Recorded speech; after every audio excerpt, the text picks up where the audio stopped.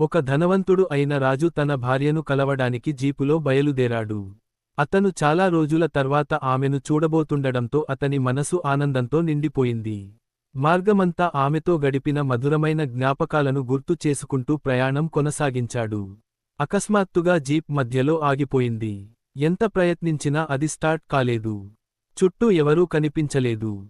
కొంతసేపటికి ఒక సాధారణ వ్యక్తి అక్కడికి వచ్చాడు. అతను పరిస్థితిని చూసి సహాయం చేయాలని ముందుకొచ్చాడు. తనకు తెలిసినంతవరకు జీప్ను సరిచేయడానికి ప్రయత్నించాడు. కొద్దిసేపటికి జీప్ మళ్లీ స్టార్ట్ అయింది. రాజు చాలా ఆనందపడ్డాడు. అతను ఆ వ్యక్తికి కృతజ్ఞతలు తెలిపి కొంత డబ్బు ఇవ్వాలని ప్రయత్నించాడు.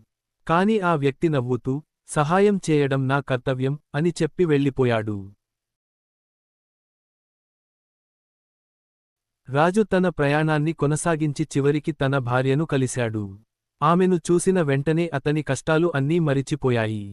ఆ రోజు అతనికి డబ్బుకంటే మనుషుల మనసు, సహాయం ఎంతో గొప్పదని తెలుసుకున్నాడు.